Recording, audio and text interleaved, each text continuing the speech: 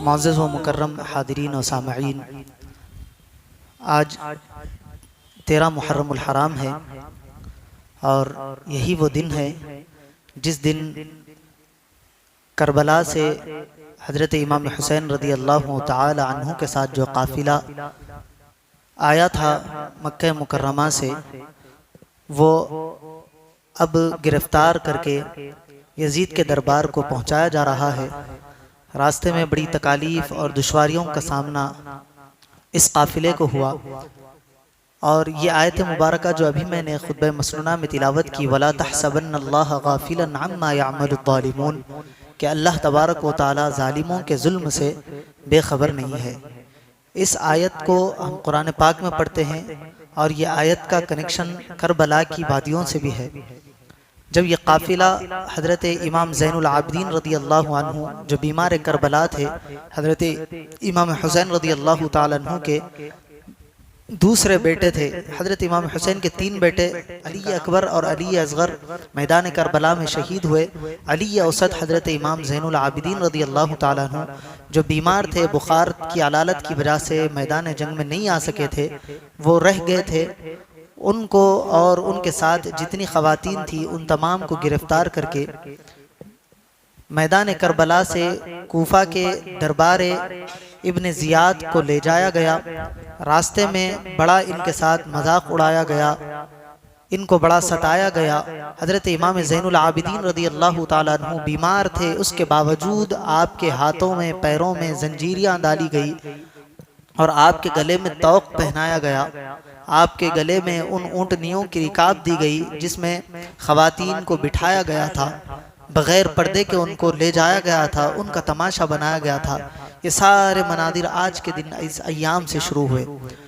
हज़रत इमाम हुसैन रदी अल्लाह तआला अन्हु के तदफीन के मुताल्लिक़ आता है कि 12 या 13 मुहर्रमुल हराम को नहर फुरात के पास एक कबीला था, उन्होंने वहाँ वापस आकर शुहदाए किराम की तदफीन की।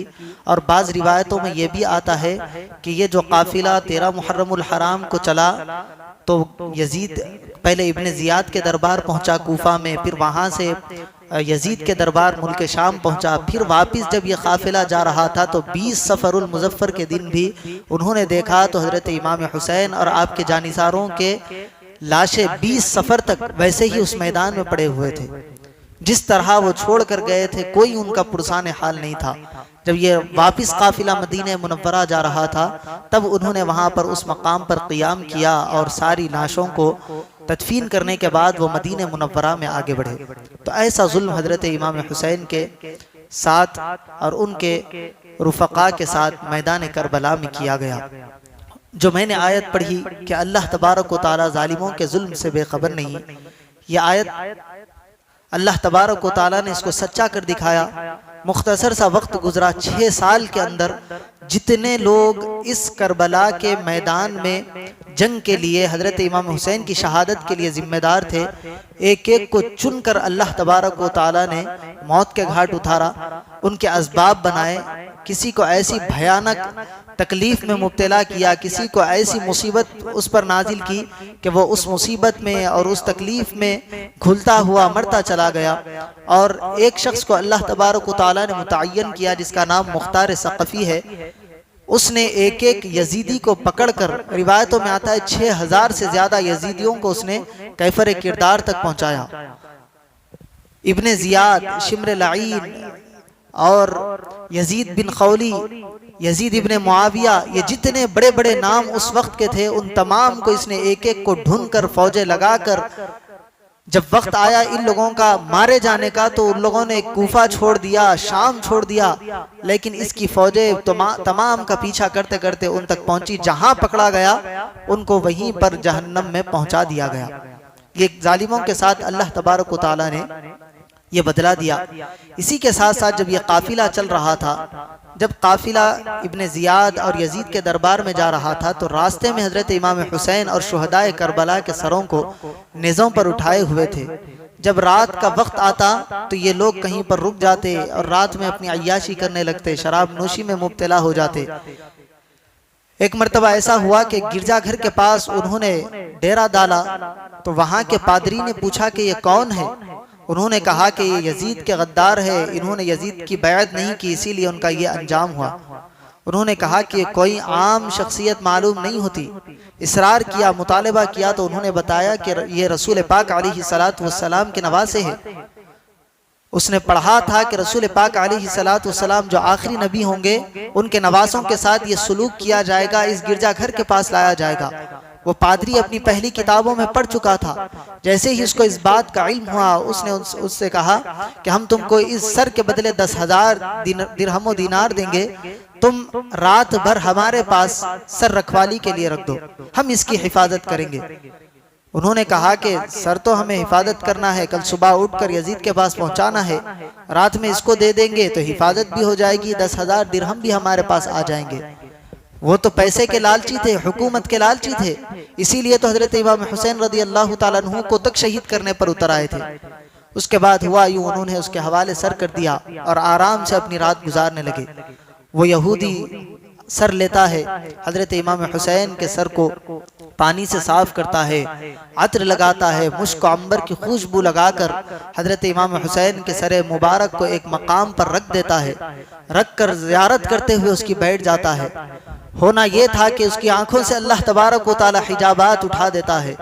जो नूर हजरत इमाम हुसैन के सर मुबारक से आसमान से उतर रहा था हजरत इमाम हुसैन के सर पर, वो नूर उसको दिखाई देने लग जाता है।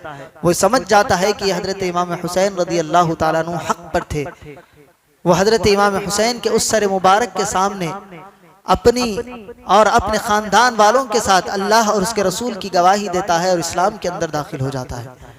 तो हजरत इमाम हुसैन रदी अल्लाह ताला अन्हु का दौर ज़ाहिरी तौर पर ख़त्म हो गया, ज़ाहिरी तौर पर आपको शहीद कर दिया गया, ज़ाहिरी तौर पर आपके काम को बंद कर दिया गया। लेकिन हजरत इमाम हुसैन का जो मिशन था वो आपके शहीद होने के बाद भी जारी रहा। ये एक तो वाक़यात नहीं, रास्ते में ऐसे कई एक वाक़यात हुए जो आपके सर मुबारक की करामत से सैकड़ों अफराद को इस्लाम कबूल करवाते हुए वो सर मुबारक जा रहा था। उन सैकड़ों के जरिए हजारों लाखों लोगों के इस्लाम कबूल करने का वो सरे मुबारक जरिया बना जो नेज़े पर चढ़ा हुआ था। दुनिया में थे तब भी इस्लाम की हिफाजत और उसकी बका के लिए काम किया। जब दुनिया से ज़ाहिरी तौर पर हजरत इमाम हुसैन चले भी गए, लेकिन आपका मिशन ख़त्म नहीं हुआ, क्योंकि अल्लाह तबारक व तआला इरशाद फरमाता है कि तुम अल्लाह के लिए अपनी जान का नजराना पेश करो, अल्लाह तबारक व तआला तुम्हारे लिए आला मकामात रखा है। तुम्हारे मिशन को अल्लाह रुकन नहीं देगा। तुम अल्लाह की बारगाह में आ जाओ, तुम्हारे लिए अल्लाह असबाब पैदा करेगा। वो असबाब अल्लाह यहाँ बता रहा है कि हजरत इमाम हुसैन ज़ाहिरी तौर पर तो शहीद हुए, लेकिन उनका काम, उनका मिशन रुक नहीं सका। ज़ाहिरी तौर पर हजरत इमाम हुसैन की नस्ल को बर्बाद कर दिया गया। और जब इमाम ज़ैनुल आबिदीन जो एक बच गए थे, इब्ने ज़ियाद ने भी हजरत इमाम ज़ैनुल आबिदीन को मारना चाहा, यजीद ने भी हजरत इमाम ज़ैनुल आबिदीन को मारना चाहा, लेकिन अल्लाह ने उन पर हैबत और खौफ को तारी कर दिया। कुछ ऐसे लोगों को जाहिर किया जो हजरत इमाम ज़ैनुल आबिदीन के बचाव के लिए आए, और अल्लाह ने हजरत इमाम ज़ैनुल आबिदीन की हिफाजत फरमाई। सारे यजीदी 22,000 से ज्यादा का लश्कर था। दुनिया में आज देखे आपको एक भी यजीदी कहने वाला नहीं मिलेगा जो कहता होगा कि वो मैं यजीद की औलाद से हूँ, या फिर यजीद के लश्कर में जो था सिपह सालार में उसकी औलाद में से हूँ। कोई आपको ये बताने वाला नहीं मिलेगा। लेकिन हजरत इमाम हुसैन का एक शहजादा बच गया था। आज दुनिया के कोने कोने में अल्लाह तबारक व तआला ने हुसैनी नस्ल को पैदा फरमाया है। उस एक इमाम ज़ैनुल आबिदीन की नस्ल इतनी बड़ी कि आप दुनिया के किसी खित्ते में, किसी कोने में चल जाए, आपको सादात मिलेंगे और हुसैनी सादात भी वहां पर मिलेंगे। ये अल्लाह तबारक व तआला ने ऐसा इनाम और इकराम से उनको नवाजा है, क्योंकि अल्लाह जो अपनी राह में आ जाता है उसको अल्लाह तबारक व तआला ज़ाए होने नहीं देता, उसका बेहतरीन बदला और अजर अल्लाह तबारक व तआला अता फरमाता है। और ये यजीदियों ने जो दिरहम और दीनार की खातिर हजरत इमाम हुसैन के सर मुबारक को रखाया था, हजरत इमाम हुसैन का सर मुबारक जब उन्होंने सुबह में लिया और 10,000 दिरहम और दीनार गिन लिए, गिनकर आगे चलकर एक मकाम पर ठहरे। वहां पर जब उन्होंने आपस में तकसीम करने के लिए वो थैलियां खोली जिसमें दिरहम और दीनार थे, तो वो थैलियां दिरहम और दीनार के बजाय उसके अंदर ठीकरियां बन गई। मट्टी की ठीकरियां उसमें अल्लाह तबारक व तआला ने उसको तब्दील कर दिया। और उसके एक जानिब ये लिखा हुआ था, वला तहसबन्नल्लाह गाफिलन अम्मा यअमलुज़्ज़ालिमून, कि अल्लाह तबारक व तआला जालिमों के जुल्म से बेखबर नहीं। और दूसरी जानिब ये लिखा हुआ था, वसयअलमुल्लज़ीना ज़लमू अय्य मुनक़लबिन यनक़लिबून, कि अल्लाह तबारक व तआला अन करीब इनको इनके जुल्म का हिसाब पहुंचाएगा। ये साथ साथ हजरत इमाम हुसैन की करामतों का ज़ुहूर हो रहा है सर मुबारक के साथ। और रिवायतों में आता है कि जब हजरत इमाम हुसैन का सर मुबारक ले जाया जा रहा था तो नीचे कुरान पढ़ने वाला कुरान पढ़ रहा है, सूरह कहफ की तिलावत हो रही है। जब वो इस आयत पर पहुंचा, अम हसिब्ता अन्ना अस्हाबल कहफी वर्रक़ीम कानू मिन आयातिना अजबा, कि अस्हाब कहफ और अस्हाब रक़ीम का वाक़या कितना अजीब है। हजरत इमाम हुसैन का वो सर मुबारक जो नेज़े पर है, वहां उस सरे मुबारक से आवाज आती है कि तुम अस्हाब कहफ और अस्हाब रक़ीम के वाक़ये को पढ़कर ताज्जुब करते हो, क्या तुम्हें हुसैन का इस सरे मुबारक नेज़े पर लटकाया जाना, उठाया जाना और नाहक के हुसैन को मख्तल में शहीद कर दिया जाना, क्या तुम्हें इस बात का ताज्जुब नहीं है? मेरे नाना पर उतरने वाले कुरान की तिलावत करके ताज्जुब करते हो, उसी नाना के नवासे को शहीद करते हो, इसका तुम्हें ताज्जुब नहीं? एक और रिवायत के मुताबिक जब इब्ने जियाद या यजीद के दरबार में हजरत इमाम हुसैन का सर मुबारक पहुंचा, तब भी हजरत इमाम हुसैन के लभाए मुबारक खल रहे थे। लोगों ने आवाज सुनने की कोशिश की, सर मुबारक को करीब किया तो हजरत इमाम हुसैन भी यही आयत तिलावत फरमा रहे थे, वला तहसबन्नल्लाह गाफिलन अम्मा यअमलुज़्ज़ालिमून, याद रखो हरगिज हरगिज अल्लाह तबारक व तआला जालिमों के जुल्म से बेखबर नहीं है। और यही हुआ कि कुछ अरसे के बाद सारे यजीदी पकड़े गए, एक के बाद एक सबको कैफर किरदार तक पहुंचाया गया। लेकिन हजरत इमाम ज़ैनुल आबिदीन रदी अल्लाह तआला अन्हु, आपका यौम शहादत 17 मुहर्रमुल हराम को है। इंशाअल्लाह हम आइंदा जुमा हजरत की तफसील से हम सीरत मुबारका पर रोशनी डालेंगे। लेकिन एक वाक़या हजरत इमाम ज़ैनुल आबिदीन का इसी करबला के पस मंज़र में सुनाता हुआ मैं अपनी गुफ्तगू ख़त्म करूँ। बाज़ हजरात को ये शायबा होता है, ये शक होता है कि हजरत इमाम हुसैन रदी अल्लाह तआला अन्हु पर बड़ा जुल्म हुआ, बेबस और बेकस थे, जिसका तज़किरा हमने 10 मुहर्रमुल हराम को असर के बाद भी सुना कि हजरत इमाम हुसैन बेबस और बेकस का नाम नहीं था। हजरत इमाम हुसैन के पास सारी पावर था, सारा पावर, सारा दबदबा हजरत इमाम हुसैन के पास था। हजरत इमाम हुसैन अगर चाहते तो एक सेकंड में, एक पल में सारे करबला के मैदान का नक्शा बदल कर रख देते। लेकिन हजरत इमाम हुसैन ने यहाँ पर अपनी करामतों का ज़ुहूर नहीं किया, बल्कि सब्र इस्तिकामत का मुजाहिरा किया। क्योंकि अल्लाह ने कुरान में फरमाया, इस्तईनु बिस्सब्रि वस्सला, तुम नमाज के जरिए और सब्र के जरिए अल्लाह की मदद को तलाश करो। हजरत इमाम हुसैन ने वहाँ पर सब्र का मुजाहिरा किया और उस हालत में भी अपनी नमाज को क़ज़ा होने नहीं दिया। यही पैगाम हजरत इमाम हुसैन ने करबला से दिया कि हम अपनी ज़िंदगी में नमाज को और सब्र को शामिल कर लेंगे तो यह हमारी कामयाबी का जामिन बनेगा। ये हमें दुनिया की परेशानियों से, मुश्किलात से निकाल कर अल्लाह तबारक व तआला के लिए आगे बढ़ने का मौका हमको फराहम करेगा। ये दर्स हजरत इमाम हुसैन ने दिया। तो जब हजरत इमाम हुसैन का यह काफिला यजीद के दरबार में पहुंच रहा था, हजरत इमाम ज़ैनुल आबिदीन रदी अल्लाह तआला अन्हु को बेड़ियों में, तौक में जकड़ दिया गया। एक शख्स जो हजरत इमाम ज़ैनुल आबिदीन का और मुस्तफ़ा के घराने का चाहने वाला था, वह आता है और पुरसा पेश करता है और गम इजहार की तकलीफ करता है कि इमाम, आपको के साथ ऐसा किया जा रहा है, आपको जंजीरों के साथ बांध दिया गया, हमको बड़ी तकलीफ हो रही है। हजरत इमाम ज़ैनुल आबिदीन फरमाते हैं कि ये जंजीरें तुम देख रहे हो, ये जंजीरें क्या हमारे लिए रुकावट है? आपने अल्लाहु अकबर का एक नारा लगाया, जैसे ही नारा लगाना था सारी जंजीरें खुल गई। हजरत इमाम ज़ैनुल आबिदीन फरमाते हैं कि ये ताकत हमको अल्लाह ने दी है, हम चाहते हैं तो कुछ भी कर सकते हैं, लेकिन अल्लाह हम पर आजमाइश को लाया है, अल्लाह हमको आजमा रहा है। अल्लाह तबारक व तआला की रिजा पर हम खुशी राजी है। अल्लाह तबारक व तआला हमारी जान लेना चाहे, हमारी जान अगर देने का मौका आए, हम जान देने से भी पीछे नहीं हटेंगे। अल्लाह की रिजा पर हम राजी रहेंगे। ये जंजीरें, ये तलवारें हमारा कुछ नहीं बिगाड़ सकती। ये आजमाइश का वक्त है, ये गुजर जाएगा। हजरत इमाम ज़ैनुल आबिदीन की ये करामत भी रास्ते में जाहिर हुई, लेकिन हजरत इमाम ज़ैनुल आबिदीन ने अपनी करामतों से लोगों को मनवाया नहीं, बल्कि अल्लाह की रिजा पर राजी रहे। अल्लाह जो चाहता है, जैसा चाहता है, अल्लाह की रिजा पर हम राजी रहते हैं। ये पैगाम करबला से हजरत इमाम ज़ैनुल आबिदीन इमाम हुसैन दे रहे हैं कि तुम जिंदगी को रब तबारक व तआला के मंशा के मुताबिक गुजारो। जिंदगी तुम्हें ऐसा लगेगा कि खत्म होने वाली है या खत्म हो जाएगी, लेकिन अल्लाह तबारक व तआला ऐसे रास्ते निकालेगा कि दुनिया में तुम्हारा नाम हो जाएगा। हजरत इमाम ज़ैनुल आबिदीन को मारना चाहा, लेकिन हजरत इमाम ज़ैनुल आबिदीन की नस्ल आज दुनिया में मौजूद है। ये अल्लाह तबारक व तआला का मंशा और कानून होता है, अल्लाह तबारक व तआला के ये फैसले होते हैं। तो हमें भी चाहिए कि कभी कोई मुसीबत आ जाए तो परेशान नहीं होना चाहिए, घबराना नहीं चाहिए, बल्कि अल्लाह की बारगाह में हाजिर हो जाना चाहिए, अल्लाह से दुआएं और इल्तिजाएं करनी चाहिए। अल्लाह तबारक व तआला उस दुआओं के बदले, आपकी आजिज़ी व इनकिसारी के बदले अल्लाह तबारक व तआला माहौल को बदल देता है, माहौल को कारसाज बना देता है, असबाब पैदा फरमा देता है जो आपके लिए आगे बढ़ने का मौका फराहम कर देते हैं। ये नहीं होना चाहिए कि गम और घबरा कर पीछे हट जाए, ये नहीं होना चाहिए कि अल्लाह तबारक व तआला से मायूस इंसान हो जाए। अल्लाह तबारक व तआला मायूसी को पसंद नहीं फरमाता। अल्लाह तबारक व तआला चाहता है कि बंदा कोशिश करे, उसका बेहतर अजर उसको दुनिया व आखिरत में नवाजा जाए।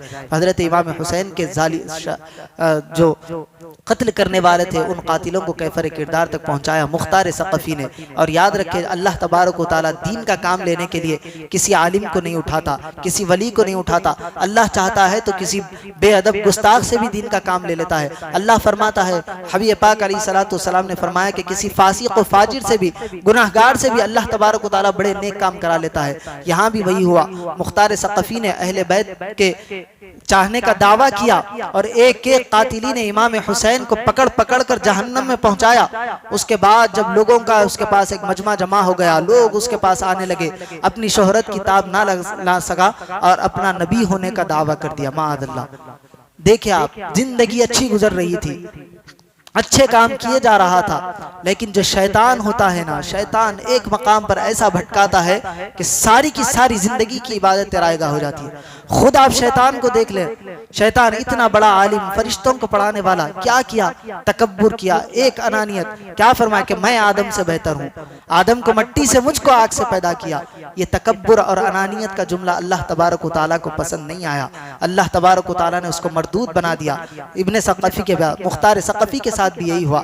अच्छे काम कर रहा था, किए जा रहा था, कातिलीन इमाम हुसैन का बदला लिए जा रहा था, लेकिन जब लोगों का मजमा दाहिर हो गया, जब लोग उससे जुड़ने लगे, तो ये उसको हजम ना हो सका, नबूवत का दावा करके मरदूद बन गया।